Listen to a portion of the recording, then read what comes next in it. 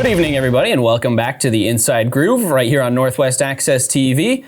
Another episode on another Monday night here in St. Albans. I am Nick Mumley. Alongside me, my co-host Dustin Tanner, as usual. We got a big show planned for you today here for September 23rd. It's Milk Bowl week. The week is finally here. Saturday and Sunday, me and Dustin will both be down at Barrie for Thunder Road's 57th annual Milk Bowl. The biggest race in Vermont. I was about to ask, do you think this is the biggest race of the year? The only one I would say that might even hold the candle to it would be Governor's Cup, but it's not as packed, I don't think. Governor's Cup is definitely a midsummer staple, but nothing beats the end of the year Milk Bowl. The history of the Milk Bowl. There's so many drivers that have come and gone and done well in this race that have gone on to do great things in the world of motorsports. And the big $10,000 top prize just beats anything else. I mean, Governor's Cup is nowhere near that. So there's a lot of really big events at Thunder Road throughout the year. Milk Bowl is, by and large, the biggest one, and it's this weekend. They'll be racing Saturday with qualifying and a super late model 150-lap race, which I'm super excited for. Never seen super late models in person before, so I'm excited for that. And then Sunday, obviously, the big Milk Bowl. So we'll get into that later on in the show. We do have a packed show today. This is one of those shows I was telling you beforehand. Wish we had 2 hours to fill today. So we're gonna have there's just so much to talk about. And it's Roval weekend as well in the Absolutely. NASCAR. So what we're gonna have to do, Nick, is thankfully the folks at Thunder Road gave us track Wi-Fi, so we're gonna have to put the Roval on one desktop while we cover with our phones and go around the track and keep looking and checking in, going, Right. huh? And I don't even know what I'm gonna do about the Patriots game. Who are they playing? They're gonna win. I don't know. If I don't watch, I'm very superstitious to the point where I know if I'm not watching the Patriots, they're going to lose. Hey, I can put two screens Even though on. they could be playing the Dolphins in New England in the snow. Yeah, I got a Texans game I would to be keep track of scared too. And you've got the Texans. And the Texans games have been much more, up in arms this year too. So we're talking giving me a stroke, but I'm hoping that the racing at the Milk Bowl is exciting. I think the racing at the Milk Bowl is going to be even more exciting than any Texans game we've seen. I don't know if I'm going to make it back in one piece in that case, Nick, because those Texans games, man, falling to the floor, just going like, oh my God, if the racing like that is at Thunder Road this weekend, we are going to be in for one heck of a treat. We will be for sure. Thunder Road yesterday they crowned their regular season champions in the top 3 divisions. So Jason Corliss won the late model division championship. It's his first career championship. He's won literally everything else you can win. I think except for the Governor's Cup, he's won every other major event at Thunder Road except for the title going into yesterday. Finally gets it done. Jason Woodard won the Flying Tiger championship. It's his 3rd career championship and 2nd in the last 3 seasons. And Jeffrey Martin wrapped up the championship for the street stock division as well. Jason Corliss is going to join us here in about 7 minutes at 7:10, and then Jason Woodard will join us right after Jason Corliss hangs up. About 7:25, we'll bring on Jason Woodard. I'm very excited to talk to Corliss today because we've talked about him a lot, and I know you've talked to him at the track, I've talked to him at the track, and it's one of those things where he was really trying hard for this year. Absolutely. And it feels good. It feels good to see a guy like Corliss finally put this in the bag, and the heartbreak was not going to be in the recipe this year. It was his year finally to win that championship. Yeah, and Jason had to come from behind in this race as well. We will get into that in just a few seconds.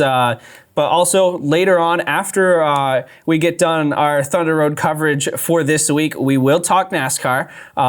Richmond was on Saturday. I thought it was a good race. You didn't think it was such a great race? Richmond needs to lose a date, and we'll get into that later. See, I thought that Richmond solidified the fact that they should have 2 dates yesterday. I think I think New Hampshire has really proven what going down to 1 date can do, and I think we could have better Richmond races if we only had 1 date. But we'll get into that later when we talk NASCAR. Yes, and we will preview the Roval. And this is how big the Milk Bowl is. That normally we always lead off with NASCAR, but we're going to throw that on the back burner. Yes, and especially with the Roval. I mean, this is the second time this race has ever been run. And it's an elimination race. It's an elimination race. wild card race for sure. I think it's just as much of a wild card as Daytona or Talladega would be as a cutoff race.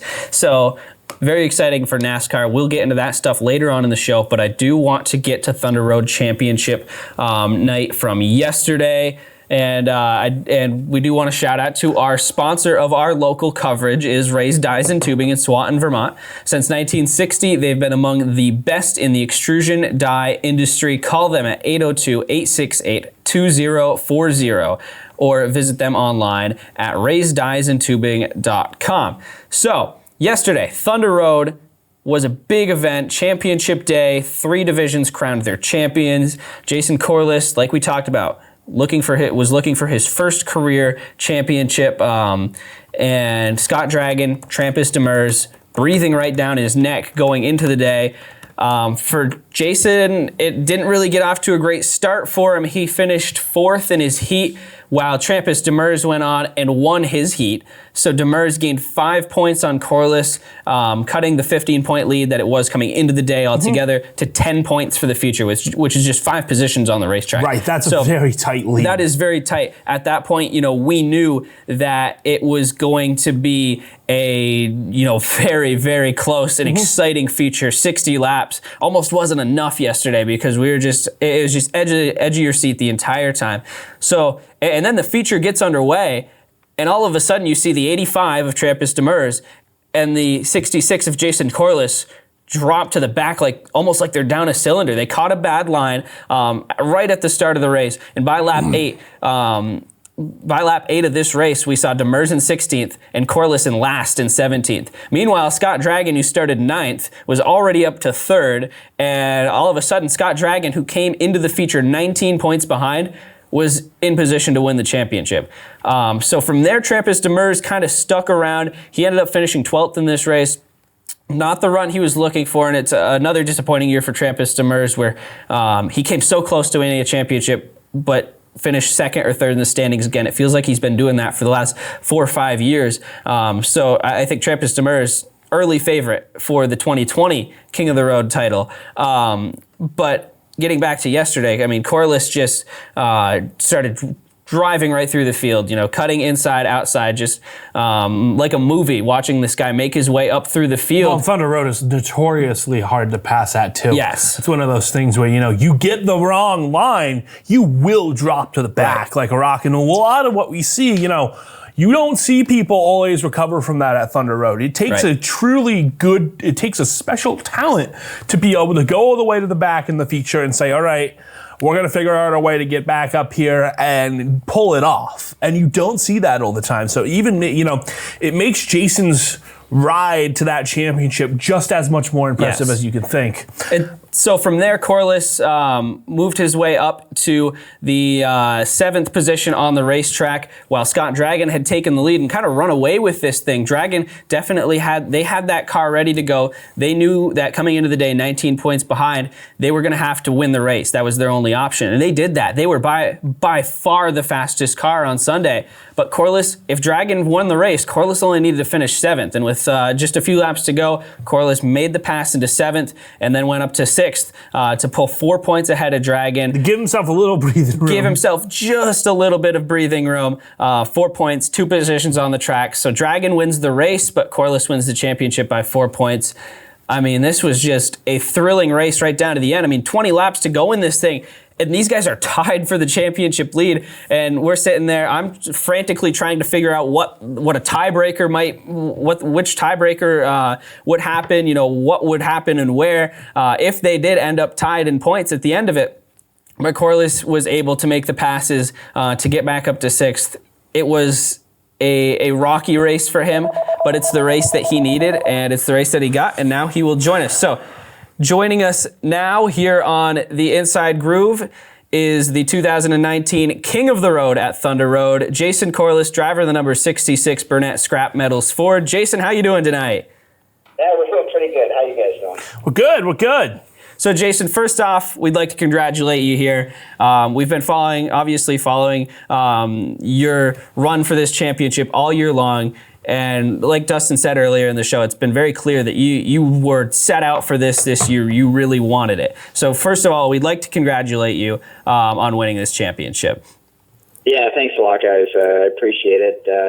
Definitely a lot of hard work and dedication goes into putting together a championship season, and thankfully, we were able to meet that goal and get it at the end of the year. So it was pretty special.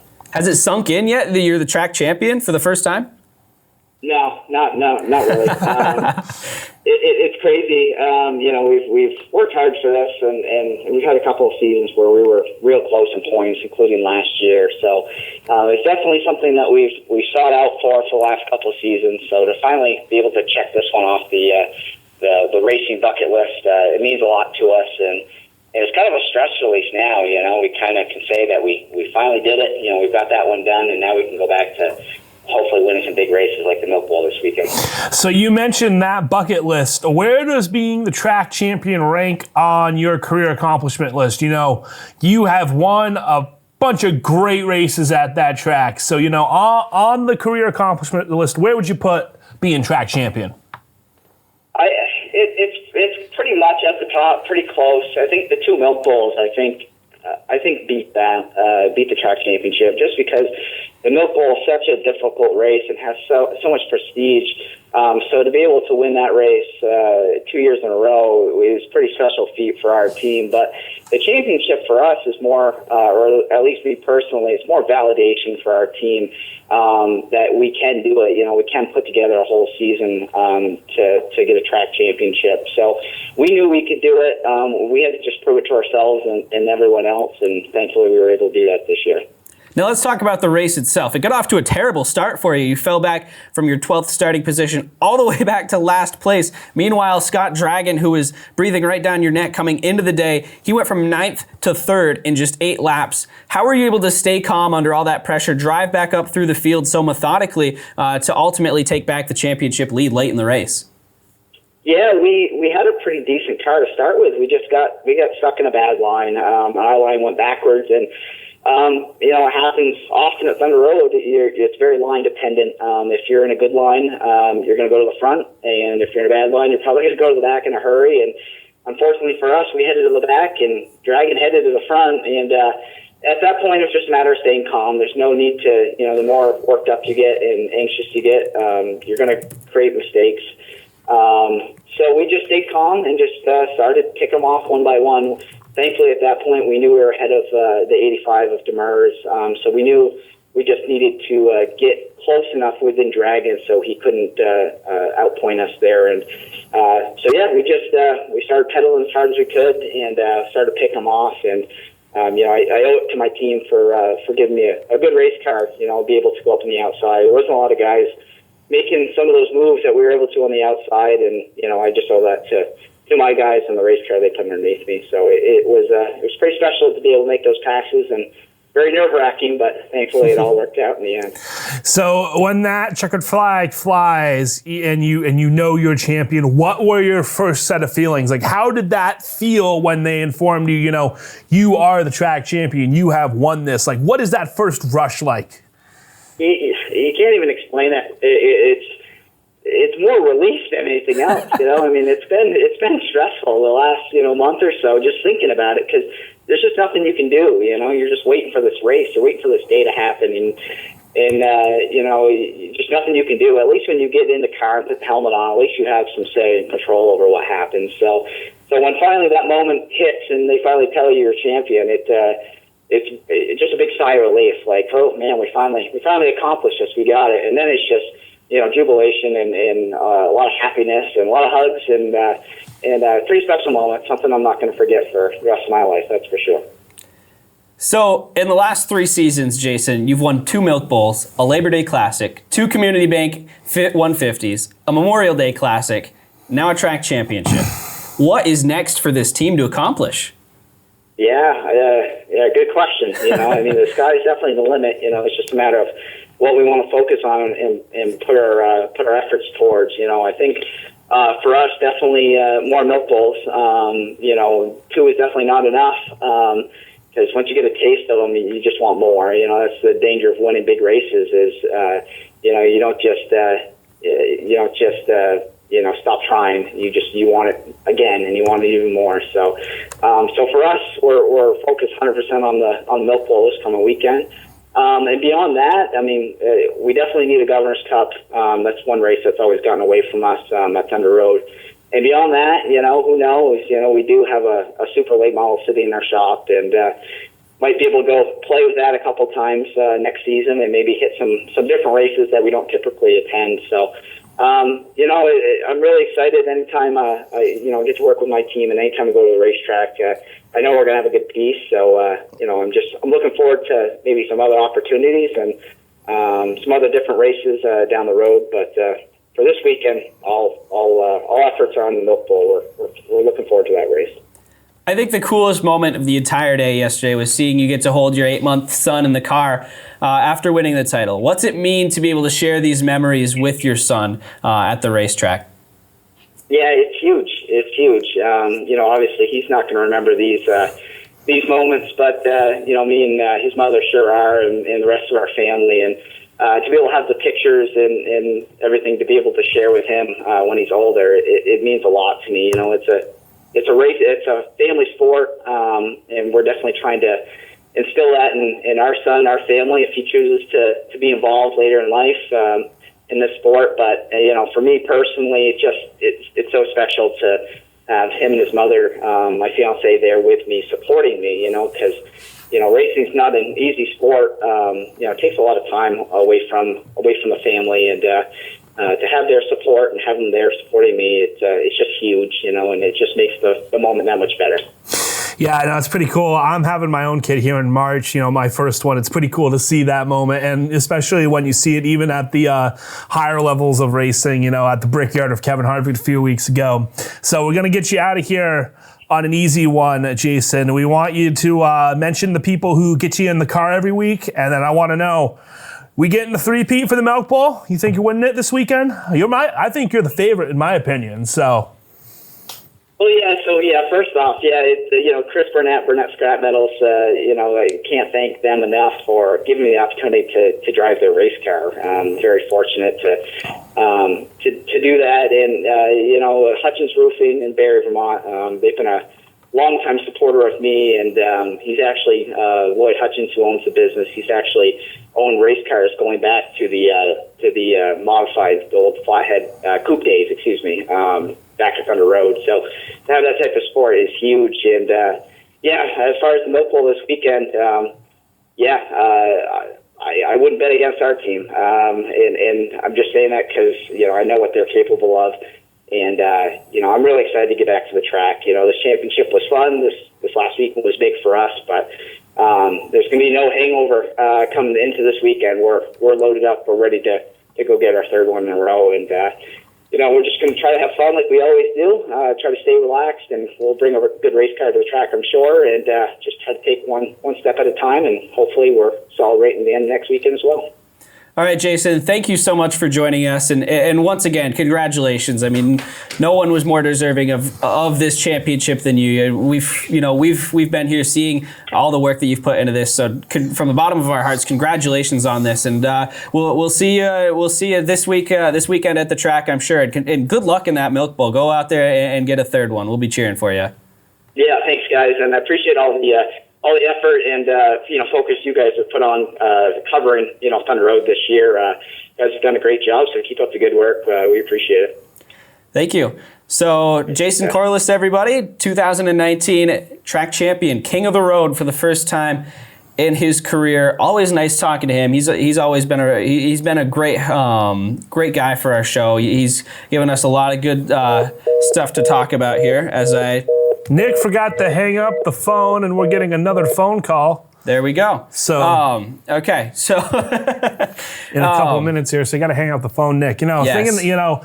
One of the things I like about Jason is that he's really accessible, and we've gotten a lot of comments on the Thunder Road coverage this year, something that you've invested a lot of yourself into. And anytime a driver is accessible to Nick or I, depending on who's down there. It makes our lives easier. It does. And if you want good coverage of Thunder Road, we go down there, we see these drivers, and it's nice to have these people who are willing to talk to us. And that's one of those things I like about Jason. He's a down-to-earth guy. He's willing to talk to us before the race, after the race, whenever we can get him. And it makes it that much sweeter when one of those guys that is a good guy down there and that is accessible becomes that track champion. You love seeing that. And, I think he's my favorite for the Milk Bowl. I like it. We're going to get to that later. Yes, we will give you our official picks for the Milk Bowl in a little bit. Dustin's getting a little bit excited over here. It's Milk Bowl, man. Come on. You got to get excited for Milk Bowl. So let's move on here as we get ready to. Jason Woodard should be calling in here in just a few moments. He won the Flying Tiger race yesterday, and he just what a performance from this guy.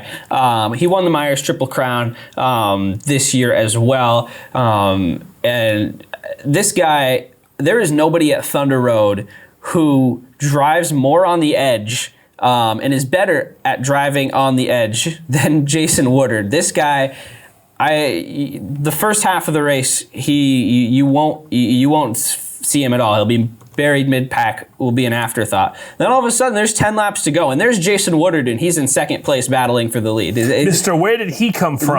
Literally, Mr. Where did he come from? Another case of it yesterday. This man had the championship wrapped up. All he needed to do was take the green flag. He could have pulled his car off the track and gone on pit road and just called it a day and still won the Flying Tiger Championship yesterday.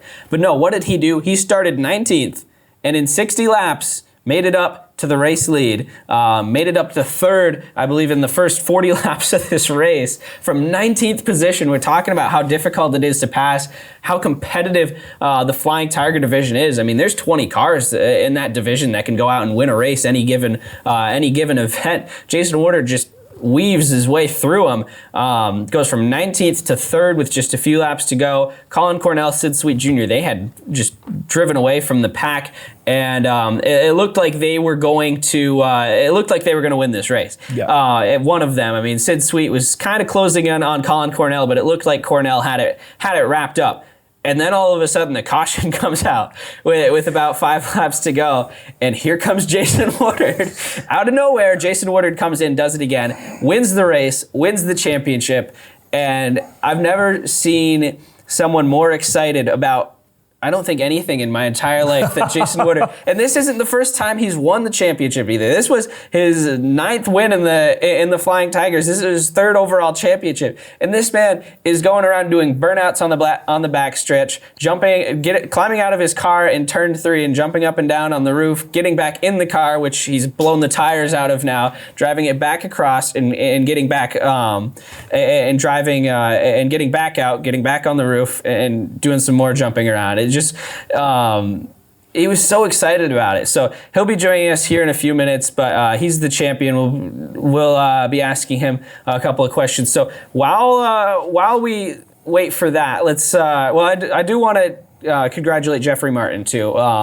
Jeffrey Martin, we're gonna have on tonight. I'd like to have him on the. We'll catch him at some point. We'll get him at some point. I'd like to have.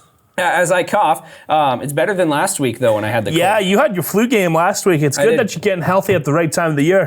So Jeffrey Martin last week or yesterday won the street stock event. If we had more than an hour show, I would definitely feel comfortable putting in a third guest and having Jeffrey Martin on. But look for that in the next couple of weeks. I'd like to have him on just to, get all the track champions on because, we're there covering these guys all throughout the year. I think especially the track champions should get the opportunity to come on and talk. So we'll try it. We'll get him on in the next couple of weeks, just not today because we just didn't have enough time on the show. But, I mean, he put together a great run in the street stocks, was able to hold on and win the championship based on just an incredible first half that he was able to put together in the season. And he was very emotional in victory lane as well. It was cool to get to see him celebrating with his family. So congratulations to Jeffrey Martin on his first street stock championship. And we will try to get him on in the next couple of weeks. So while we wait for Jason Woodard to call in here, let's start to preview the Milk Bowl just a little bit. All right, let's start to preview the Milk Bowl a little bit. Milk Bowl, 57th annual running of this event. It's a 2-day event. There's going to be races on Saturday. 3 days if you count the optional practice day on Friday. Yes, optional practice day. This is a weekend at the racetrack. Yes. I mean, this is as close to a NASCAR race weekend as we're going to get at Thunder Road. And that's super exciting. But we will be there Saturday and Sunday. We will both be making the trip down. Hopefully, no flat tires for you this time, Dustin. Are you gonna ride in the school bus that you've turned into my car? All right, yeah, no, we're gonna ride in your car, and if you get a flat tire, we're gonna be ready to go with it. If you didn't join us last week, Dustin was trying to make it to the Labor Day Classic, and we didn't. He made it to Waterbury, which Waterbury is about an hour away from St. Albans. So Dustin made it about an hour away, and the car that he would probably finish last in a Junkyard Warrior race with. Put some respect on the name of that car. It does not sound good, but it's a Volkswagen, man. It's got power. If I wanted to soup that thing up and put a professional driver in it, we could finish not last in the Junkyard. I think I could do okay. I mean, it's an automatic, so I wouldn't be able to enter it, and I would have to change the transmission. But it's not the worst car ever, all right? I get to work every day, man. Like, I just can't. But you get to work every day. That's Milton. That's 20 minutes. I got back from Burlington Friday night. You can shut up about my car. Burlington is 30 minutes. Let's talk about the Milk Bowl. Okay. Let's get to the Milk Bowl here. So it's 57th. May I remind you that your last car had rocker panel holes the size of a size of a blown tire in my car. You only have a nice car because your mom. That you purchased a car from your mother, all right? So don't consider Dustin triggered. Get off that high horse. So Saturday we'll be qualifying for the Milk Bowl. We'll see time trials for the ACT late models, and then the 50-lap qualifying races, which I'm super excited for. That's like the Daytona duels of late model racing at Thunder Road. That's awesome. To come out and have qualifying races that are the same length as one of the Milk Bowl segments, that's pretty cool. It makes it so going down on Saturday definitely worth it, especially if you're up here in Franklin County. You're a ways away from the track. Considering going down maybe just Sunday or maybe just Saturday, go down both days because there's going to be 50-lap races for the late models, and that's not all of it either. We've got the Pass North Series coming up. The super late models will be racing Saturday night. 150 laps on top of all that. Junkyard Warriors are going to be in action. Street Stocks are going to be in action. Flying Tigers are going to be in action. They have the first segment of their mini Milk Bowls that they'll be running. That's a new thing. I'm pretty sure that's a new thing this year. About Thunder Road, Jason Woodard just said that he'll be calling in shortly, so that's good. That's a new thing. I'm pretty sure about the Milk Bowl this year that they're letting the lower divisions in and running the mini Milk Bowls, and that's pretty cool for these guys in lower divisions. Maybe these guys are equally as talented. Maybe they can't afford to get into a late model or a Flying Tiger. So this is a really cool opportunity for them. Saturday is going to be a great show, jam-packed. Starts at 3 o'clock. I think the thing about Saturday that is really important is that's the day where you can see who's got the speed, right? That is the day where in the qualifying races, yes, it's 2 different days and the car can act different from day 1 to day 2, but that's the day where we can see, all right, who outside of the normal favorites at Thunder Road, who is going to have some speed that we have to be watching out for that day. Because qualifying races are a special type of thing. You go full out in those qualifying races, and you want to qualify well for this event. You do not want to start dead last at the Milk Bowl. Like that is Well, you want hard. to qualify for the Milk Bowl because the other thing about this race that is much different about any other race People that we go see all season here at Thunder Road. I mean, they're sending people home. Yeah. Last year we saw an ARCA Series champion, Mason Mitchell, got sent home from this race. He did not qualify. I mean, the 2014 ARCA champion did not make the race last year. Like, what does that say about how competitive this race is? That's how competitive it is. And, Bubba Pollard is here. Bubba Pollard, I think it's very much within the realm of possibility that Bubba Pollard doesn't make this race. I think that there is an outside chance that maybe this track kind of throws a curveball at Bubba Pollard. Look at the way Kyle Busch and Christopher Bell and Tony Stewart all ran when they came to this track. It took them until about the last 50 to 100 laps of the Governor's Cup, the race itself, to figure the track out and kind of start making their way up through the field. You don't get that here. You get one night of qualifying, 50-lap race. If you don't have the track down by the time that starts, then you're going home. And Bubba Pollard is as good of a late model talent as we're ever going to see. But do we know if Bubba's coming up for Friday practice? You would assume he would be. I don't know that for sure, but you would assume he would. But I mean, if you don't have this thing down like right away, then there's an outside shot that you don't make the race. And how big is that? As also, obviously we want Bubba Pollard to make the race. But I mean, if Bubba Pollard came out and missed the Milk Bowl, that's how hard the what a guy guy who's literally running it's super late model for Junior Motorsports at Martinsville, right? Like, yes. A guy who's literally running for Dale Jr.'s race team, not making the Milk Bowl would be pretty massive. But I think he'll make it. But let's get to our next caller, Nick. All right, so let's bring on Jason Woodard here. He is the 2019 Flying Tigers Division champion at Thunder Road. Jason, first of all, we'd like to congratulate you on your third championship at Thunder Road. Well, I really appreciate that. As probably Jason said, it's a tough battle all the way. You got to put together 16 races and be there every week, and it's a pretty big accomplishment for our team. So what was it like driving from 19th to the win in just 60 laps? Did the fact that you only had the championship make it easier to drive more aggressive in that race, or was it just one of those things you weren't really thinking about because you had only locked it up? So I'll be honest with you, I knew I just had to start the race, and once I got to the feature and we were starting, pressure was off, and I raced hard, but I gave a few lifts, and I was patient. I let the race come to me, and the car was great, as you can see. And I just kept moving forward, and got some good breaks too, and it worked out. How does this one compare to the other two championships that you've got so far? I got to be honest with you, to come back, from 2017 and to do it this year. The big reason is we have 4 cars that go to the track, and I really wasn't planning on racing all the races, and but I picked up some good help this year. I didn't have great help before, just a couple more guys, and they've been able to allow me to focus on my kids' cars, and we take care of the 77 Street Stock too, and I obviously focus on mine too some, but their priority, and really allowed me to have that time, and plus, I could just get in my car and I could drive it, So, that's the difference. And so to be able to bring the cars and to pull it off, it's a pretty big accomplishment. I never expected to have it the year we did, for sure. The Flying Tiger division, it's obviously incredibly competitive. I mean, there's almost 20 guys out there that could go out and win a race any given event. Does that make these championships in this division sweeter for you? It does.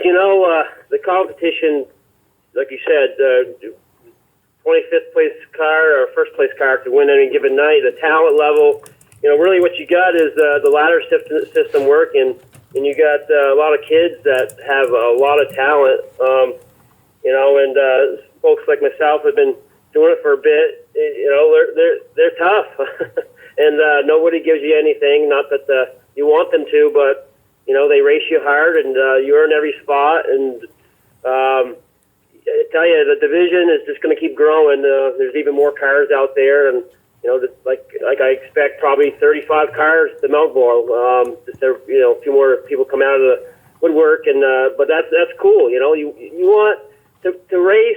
If you can race from the back of the pack to the top 10, that's a good night.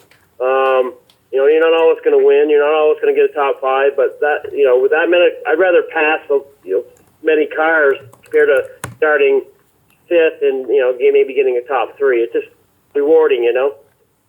So I want to talk about it a little bit because I think it was one of the cooler moments of yesterday. How would you rate that burnout you did on the backstretch? Well, it was pretty good. You know, you always try to prepare yourself, but you don't get to do it often. One reason is you just gotta these tires. You gotta, you don't get unlimited tires. I guess what I'm saying. So you know, you just can't be out there burning them down. And we talked about it at the shop. You know, you're going to do a burnout, maybe. And I said, what the heck? We might as well do a burnout. So it was pretty good. I almost clipped the wall at the backstretch there, but it was all right. So, yeah, it was pretty. I rated it pretty good. You know, it could be better. So what's the plan for next year? You know, obviously you've accomplished a lot now in this Flying Tiger division. Do you guys have any goals you want to accomplish in 2020? Yeah, so I'll say it again. You know, the kids are priority. Just making sure they have everything they need to have a chance to do better next year, or even be running into my daughter will probably be running for a championship again, and my boy, he'll have a second year underneath his belt, and wants to have a solid top finish in the street stock. So my plans will be again race when I can. I can't. This is a deal, I really could move to a late model, but I don't have the time with the stuff we have going on. And race a late model, you have to have a really, really good team. You got to unload the car really. You got to be fast, and not that you don't have to do the same with a Tiger, but you can make up a little bit with it as a driver just because of the way they race. The late models. Got to, like I said, unload out of the trailer fast, and I don't have that time or the resources to do that right now. So, yeah, that's what we're going to do. It's we're gonna get the car ready. We're going to show up the first race, and we're going to go from there. All right, and talk about getting the cars ready and stuff. We will always like to give drivers a moment to thank their sponsors at the end of the interview. So we get you out of here with a simple question: who gets you to the track every weekend? Who gets us to the track every weekend? Been with me a long time is All Metals Recycling out of Hardwick, Bourne's Energy out of Morrisville, Jimmy's Pizza in Waterbury, Vermont, JNS Sales and Service out of Waterbury, Vermont, MBI, and my graphic company is Warhog Graphics out of New York. Chad White does a great job. I'm a little late calling in because actually I was in the shop with my boy. It's trying to get all these cars ready. You got to plan it out every week and make sure you work on whatever car per night and get all the stuff done. So when we roll on the track, we're ready to go. All right, Jason. Well, we thank you for taking out the time of getting the cars ready for this weekend to call in and talk with us tonight. Congratulations once again. I just want to say it's been a lot of fun following you around and watching the Flying Tiger division this year. I think it's the most fun division at the track, and you clearly have a lot of fun doing it. So congratulations once again, and we'll be looking for you this weekend and beyond in the Flying Tigers with both you and your daughter and your son, who are both very well starting to make names for themselves as well. Yeah. So I tell everybody, Mount Cole is one of the funnest races, and you're going to see a show out of the Tigers, that's for sure. So if you can make it, you better come. All right. Thanks, Jason. All right. Take care. All right. So actually getting the phone off this time. Nick has successfly hung up the phone. I'm learning. Making progress, baby. Making progress. All right. So that was a fun interview there. Jason Woodard is one of the most fun guys in the garage area at Thunder Road. And, Yeah, his son Tanner is in the street stock division, does a really good job down there, and his daughter Kelsey's been racing in the Flying Tigers with Jason for the last couple of years now. She's very good as well. She runs, she's a top 10 driver in that series, and she's still pretty young. So definitely a lot of look for the last name Woodard. Pretty much is what we're saying, both this weekend and beyond at Thunder Road. They're probably going to be tearing it up in the Tigers and the street stocks. So let's get back to the Milk Bowl here, where we left off. We talked about Saturday. Now let's get to Sunday. This is the big day itself. Big show. The big show. Starts with the last chance race. I mean, this is for the guys who didn't make it in the qualifying races on Saturday night. They get one last chance on Sunday. And so that's going to be a big race. That's going to be a high stakes drama race, because if you don't make it, then you just stayed an extra night just to go home again. So that'll be fun to watch. And then the Milk Bowl. We're going to see, the other divisions, they'll finish off their mini Milk Bowls, but the big show is the 57th Milk Bowl for the American Canadian Tour. We're expecting probably over 30 cars, hopefully close to 40, fingers crossed. More cars in the Cup field. There we go. Yeah. There's my jab of the day right there, bud. Will Rick Ware Racing? Rick Ware Racing is going to show up to the Milk Bowl with 10 entries, all of which will be 5 seconds off the pace. Austin Terrio is a former Milk Bowl competitor, so. And we got to say, I don't think we're going to get to it anywhere in the show. Austin had a fantastic run at Richmond. And we're not going to get to this, but Austin Terrio has picked up. We had him on the show a couple months ago, and he had mentioned that there might be some more opportunities. Yes. Thanks to Bangor savings. So he is in that car for a few more times for the rest of the year. So he's going to be able to, I think, double up his races, and might be some opportunities for him there next year. You never know, but it's good to see Austin in the Cup Series. And he ran well. He outran all of the Rick Ware Racing cars on Saturday night at Richmond, finished 33rd. I think he did a very good job for a guy who has very limited Cup experience and a car that's not running so great. Hey, he did something Ricky Stenhouse didn't do, and that was not wreck the leader. But we'll get and he didn't get in the Kyle Busch's way. Anyway, yes. Milk Bowl, let's go.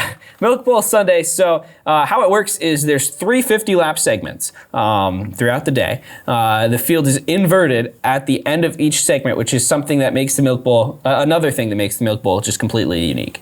So whoever has the lowest point total at the end of the day wins. So you get a point for wherever you finish in each segment. So let's say you finished 3rd in the first segment, 5th in the second segment, and 2nd in the last segment. That gives you 10 points. And so that would probably be a pretty good point total. You'd probably be in good shape to win the Milk Bowl at that point.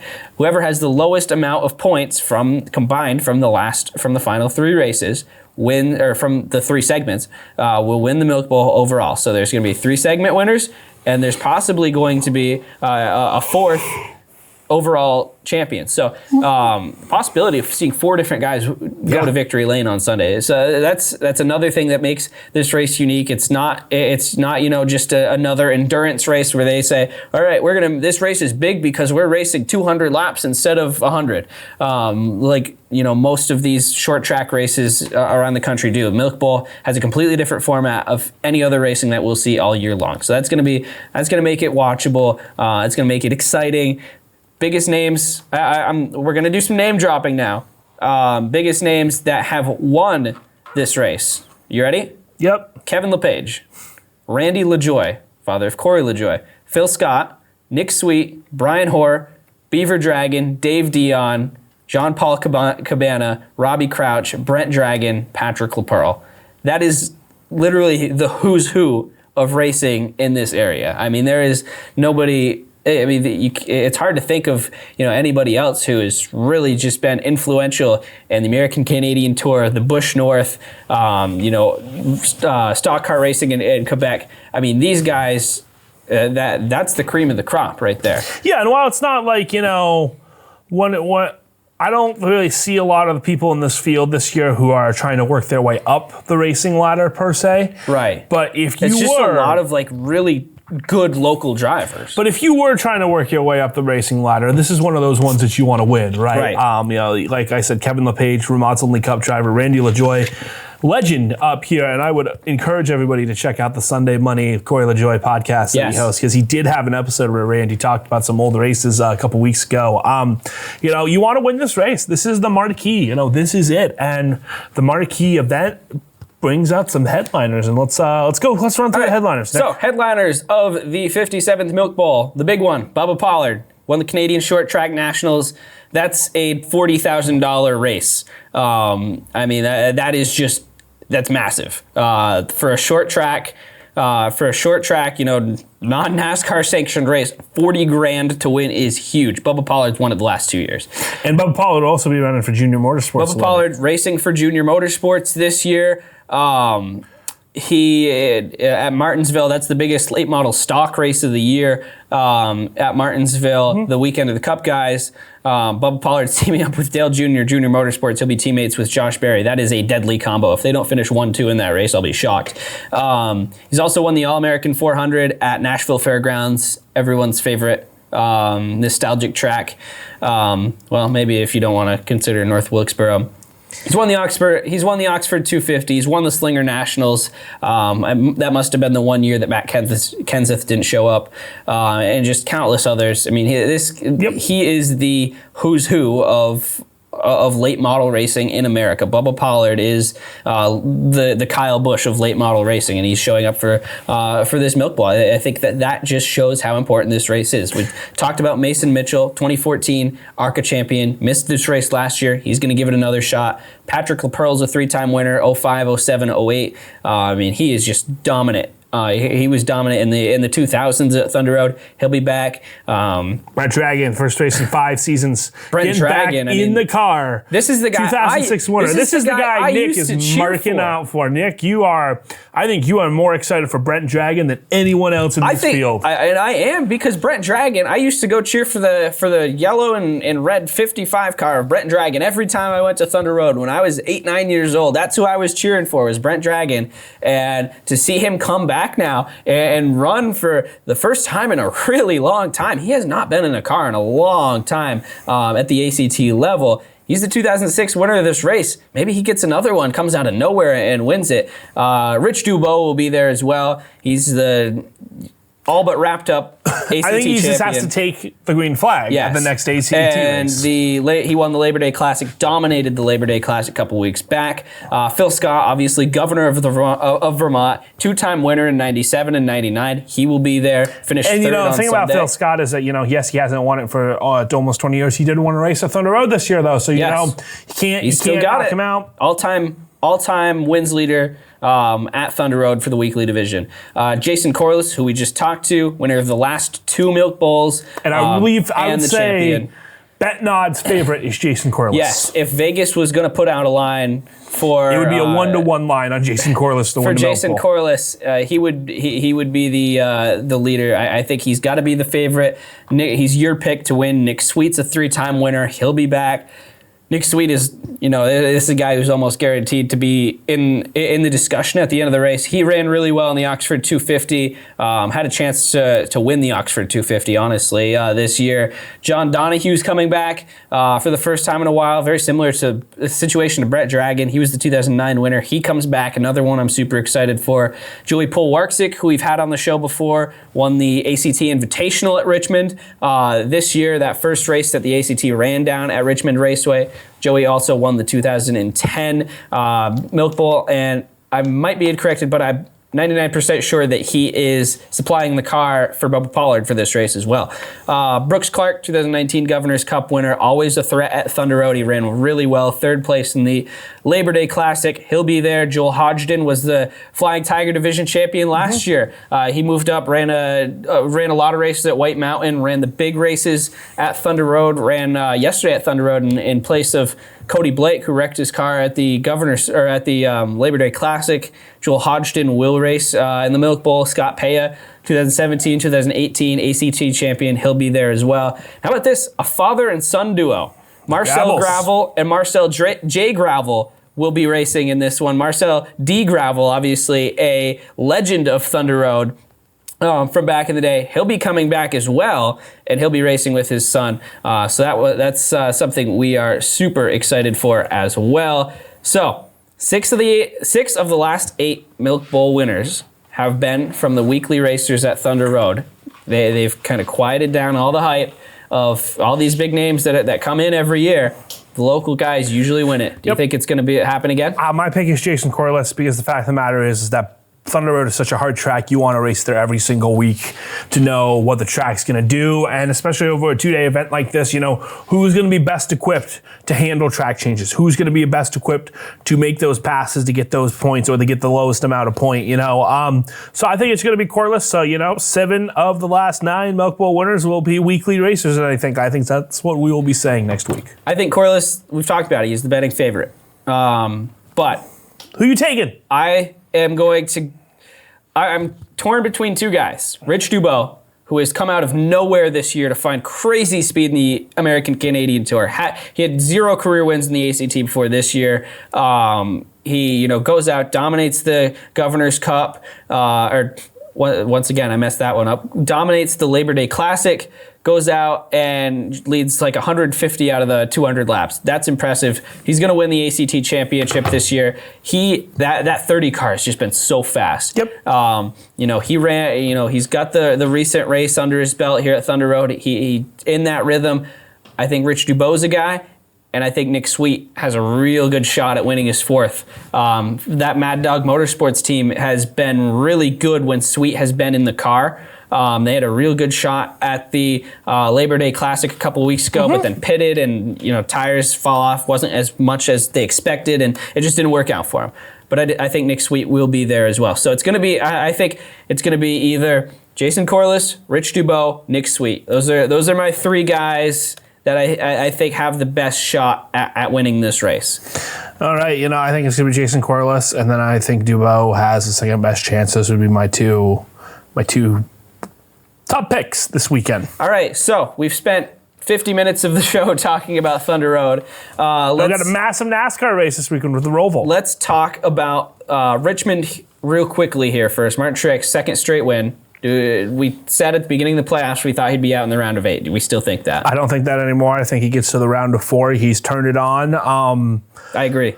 Yeah. I gotta see him. I do want to talk about. I do want to just shout out real quickly. I called Ryan Newman making the round of 12, and I just jinxed him for saying that. But he's going to make the round of 12. Ryan Newman has had a really good blue collar run. He's top 5 with the Jones failed Ryan inspection. Newman's had 2 Ryan Newman runs. Ryan Newman is the guy who will sneak up on you, will get everything he can out of the car and run well, and he did. I think Ryan Newman, he's got a shot to make the round of 8 at this point. So Eric Jones was the big story of the race at Richmond. He comes up, finishes 4th, has a really good run. Looks like he's in good shape to make the second round, which is expected. Well, Jones he ran himself so well that he was going to be in a position to point himself in, and which was interesting because after Vegas we were like, oh, he's going to have to win, and then he fails post-race inspection. The DQ monster is coming for you. The first time it's ever happened in the playoffs Cup to a playoff this driver. Year. First DQ in the Cup Series. Is it the first? It is the first DQ. We've seen a couple on Xfinity. That never even struck me till now. But we've seen a bunch of Xfinity. We've seen a couple on trucks, but this was the first DQ in the Cup race, and brutal. A thousand. You gotta feel for the guy because he just has the worst luck. He does, and Eric Jones is not going to make the second round unless if he wins at the Roval. But I mean, geez, and who knows? It might happen. I mean, he's at the end of the day, Eric Jones still has Gibbs horsepower in that engine. On Sunday, he finished 8th at Sonoma, 4th at Watkins Glen. He wrecked at the Roval last year, but hey, maybe that's a learning opportunity. 2 top 10s among these, kind of bubble guys right now for this cut down to 12. Eric Jones is among the best road racers so far this year. And I'd like to, it's good to compare to see these guys and say, oh, well, they raced well at the 2 road course races. But last year we saw guys that ran well at Sonoma, Watkins Glen didn't necessarily run well at the Roval and vice versa. Roval is an insane race. It is just so different. I mean, at the Roval you you run half of the 1.5 mile track at Charlotte, but then you have to run the interior road course too. So it's literally what it's named, a road course and an oval. That is Watkins Glen road course. Sonoma's just a road course. There's not really long super stretches. Watkins Glen has a couple of long straightaways, but Sonoma doesn't have the straightaways. So it's different. So I think it'll be interesting. Zach, let's bring up the point standings here going into Charlotte as we take a look at the special thanks to Diecast Charv on the WordPress for putting this diecastcharv.com for this graphic that we have for all the points. Not going to look at Xfinity or Gander, not really mattering these races this week, but for the Monster Energy Cup Series, it's huge. There's some stories right there. There was 4 cars that I don't think, with the exception of maybe Clinton Boyer, those are 4 cars that I wasn't really expecting to see in the spot. Bowman thought he would get past the first round. Kurt Busch, I had as a dark horse for the championship. Yeah, Kurt Busch really struggled in this round so far. He's just falling right off. I think Kurt Busch gets it back this weekend, though. I think Kurt Busch points his way back in. Well, remember last year at the Roval, he ran really well. Yeah, I think Kurt Busch will get into the 12th. He's a pressure driver. He's good. Yeah. But if I had to pick right now, I think Bowman, I actually think Almirola, Bowman, Boyer, Jones. Those are the 4 that I have being eliminated. Okay. Eliminated. I don't think Almirola makes it. I think Eric Almirola is done. Alex Bowman ran really fast at the Roval last year. I think that team has a little bit more power under it than some of those other guys. They've been up front winning races this year. Yeah, I think one of the Hendrick cars gets eliminated just by the nature of the beast this weekend. I can see it. And Ryan Blaney won this Roval last year, was running 3rd, so I'm going to give him the benefit of the doubt. Newman, Larson, Elliott have points, so as long as they don't have some type of mechanical failure, those guys will be into the next round. So for Busch and Jones, they pretty much have to win, or Kurt Busch has to just be right up front, have a super good qualifying effort, and stay up front. Kurt Busch needs some stage points. Kurt Busch needs stage points. 14 is just a lot. That's a lot of points to make up on. But if you come out and run guys. top 5 in the first 2 stages, you are back at level, I think. Yeah, you come out and win that first stage. That first stage is 10 points. Top 5. That's 10 points, but then you still have to finish 5 positions. But that's ahead. 20 points that Kurt Busch could get in stages. So he could be 6 in the good. Yeah. For all we know. I think Clint Boyer I think the writing is on the wall. This is not Clint Boyer's season. I don't think he makes it. I don't think Eric Almirola makes it. So I think it's Almirola, Boyer, Kurt Busch, Eric Jones that get eliminated. I think Alex Bowman sneaks his way back in. Eric Almirola is just not a road racer that he needs to be to make it in here. Well, Stuart Haas fell off something major this year, and I think the biggest person they lost that Nature's Bakery money. I think that's a real thing. I don't think it is either. I don't think it is. Okay. I think the big thing for Stuart Haas is that losing Kurt Busch made that worst team better to the point where Kurt Busch was almost in the Final Four last year. Busch has taken his knowledge to make cars better over to Chip Ganassi, and I think it's really hurt someone like Eric, who is an above-average good driver, but is not a guy who is going to take a car and outdrive it. They still have Kevin Harvick, though. So, but Kevin Harvick and Daniel Harvick very much seems like he's above and beyond everybody else on that team. And the other 3 drivers, Harvick is 1A, Almirola, Suarez, Boyer are number 2. It depends on what track you're at for those guys. Suarez has been running pretty well, even though he's not in the playoffs. I think Suarez. I think I would, even with the Eris money, I think Suarez is out of a ride next year. I don't think he's out of a ride next year. I think it's going to happen. I don't think it's going to happen. All right, but those are my guys. I like William Byron. Only 2 points in, but the thing about Byron, he's started second in both of the road course races so far. He's kind of itching for a win. I think this race is crazy enough that the opportunity might be there for William Byron at the end of this thing. And we could see him come out and win this race. I think that William Byron it's very much in the realm of possibility that he could win this race.